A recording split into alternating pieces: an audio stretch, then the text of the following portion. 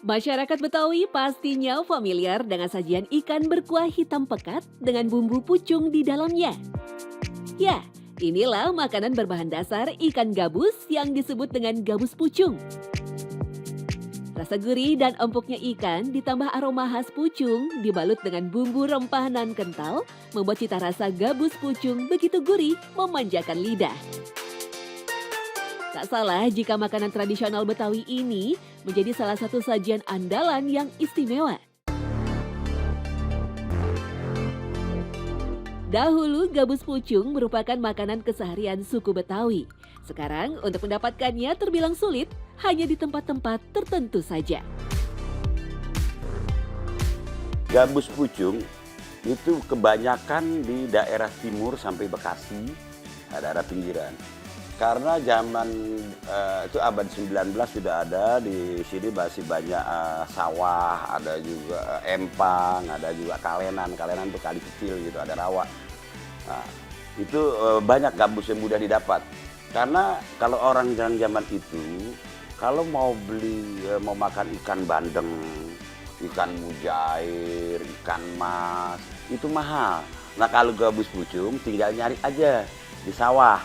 Ada di sawah di mana ada itu karena dia berkembang sendiri. Ya, keberadaan ikan gabus di masa lalu memang menjadi solusi bagi kebutuhan protein masyarakat Betawi yang masih dalam cengkraman penjajah Belanda.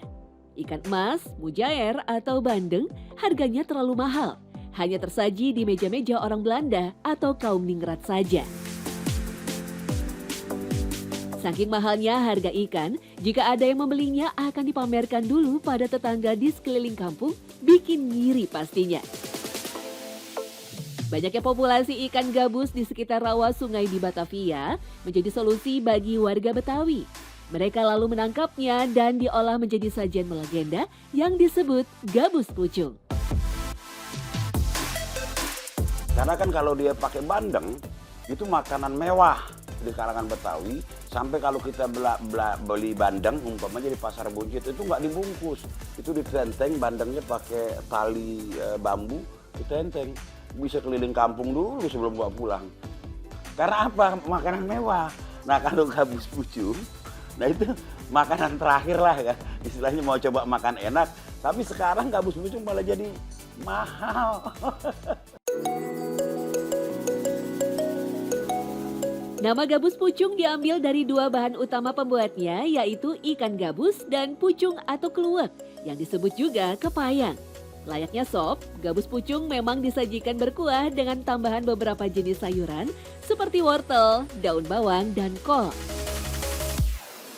Penggunaan pucung membuatnya berwarna kehitaman. Kunci kenikmatan dari gabus pucung memang pada pemilihan keluak atau pucungnya. Bumbu-bumbu juga diolah secara manual sehingga menimbulkan cita rasa gurih yang begitu nikmat. Penggunaan pucung juga tak boleh sembarangan karena bisa membuat mabuk. Dari sinilah muncul istilah Betawi mabuk kepayang yang artinya tergila-gila karena cinta. Pucung itu kan sama juga keluak tuh untuk apa kalau di Jawa Timur tuh untuk makanan. Ya, rawon. Nah, itu pun banyak tumbuh di sekitar pagar-pagar, apalagi di Depok juga banyak. Nah, itu jadi mudah.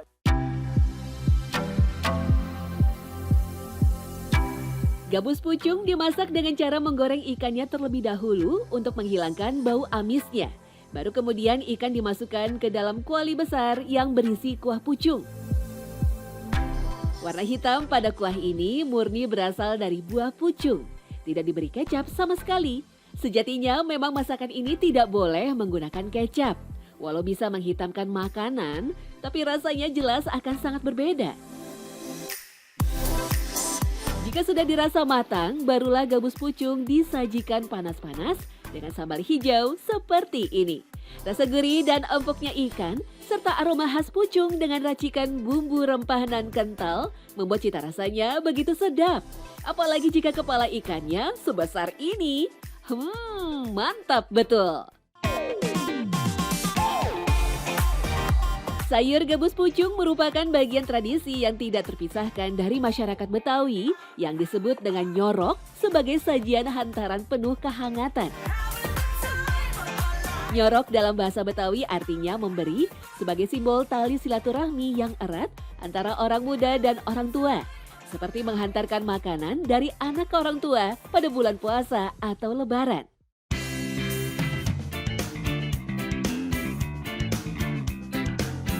Gabus pucung kini tercatat sebagai salah satu dari 96 warisan budaya Indonesia dan termasuk satu dari 8 warisan tradisi yang berasal dari Jakarta. Keberadaannya tentu saja harus dijaga dan dilestarikan.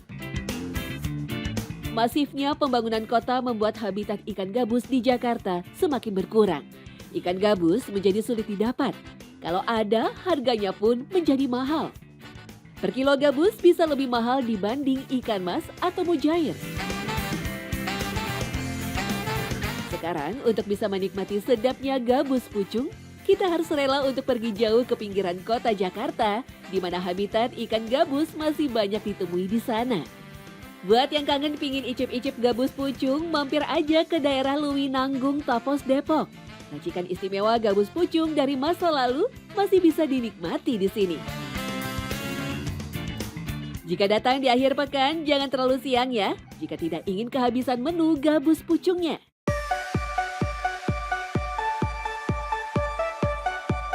Tak hanya makanan berat saja, masyarakat Betawi juga punya makanan penutup yang sangat menggugah selera.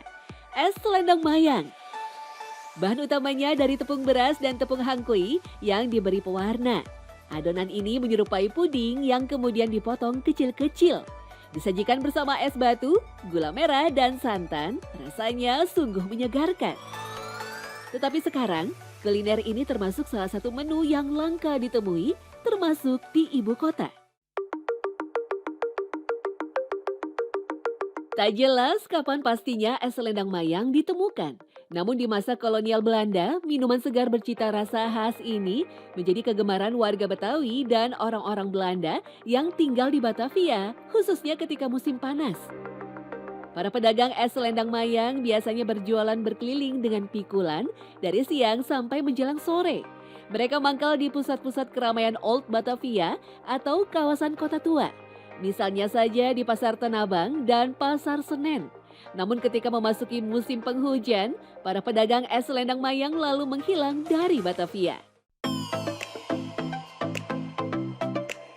Nama es selendang mayang diartikan sebagai sesuatu yang indah dan diyakini memiliki keterkaitan dengan cerita populer rakyat Betawi yang muncul di tahun 1900-an tentang seorang jagoan Betawi bernama Si Jampang yang jatuh cinta dengan seorang wanita cantik bernama Mayang Sari. Warna-warni es selendang mayang seakan memancarkan kecantikan Mayang Sari. Sementara sebutan selendang dalam esnya merujuk pada isian yang gemulai saat dipotong, mirip selendang saat digoyang-goyangkan.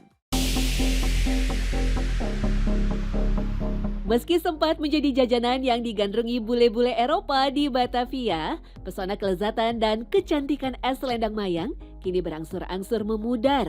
Tak banyak lagi orang yang menjajakannya, kalah dengan aneka makanan kekinian yang disuka anak-anak muda. Salah satu pedagang selendang mayang yang masih bertahan hingga sekarang adalah Hafiz. Ia sudah berjualan es selendang mayang selama 15 tahun di kawasan pemukiman warga Betawi. Bahan es selendang mayang dibuatnya sendiri menggunakan bahan-bahan alami tanpa bahan pengawet. Kita asal membuat es selendang mayang itu kuehnya pagi, Bang. Jam 2 kita udah bangun. Iya, orang-orang masih tidur kita udah melek. Kenapa pakai keranjang? Emang dari dulu itu pedagang-pedagang Betawi itu dia menggunakan pakai keranjang, Bang. Nggak hanya selendang mayang. Dari tukang bakso, tukang perabotan rumah tangga, itu semua dipikul pakai keranjang. Nah, sampai sekarang ini keranjang itu kita nggak pernah ngilangin. Jadi tetap kita pakai nuansanya. Meski termasuk jajanan jadul, penikmat es selendang mayang ternyata tak berkurang. Terbukti dari usaha es selendang mayang milik Hafiz yang selalu laris dibeli pembeli. Selain untuk bernostalgia, penikmat es selendang mayang juga sulit melupakan kelezatan dari es yang berbahan tepung sagu aren ini.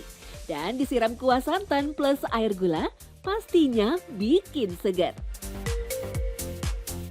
Ya enak aja gitu ya, ini kan minuman khas Betawi ya udah jarang gitu loh.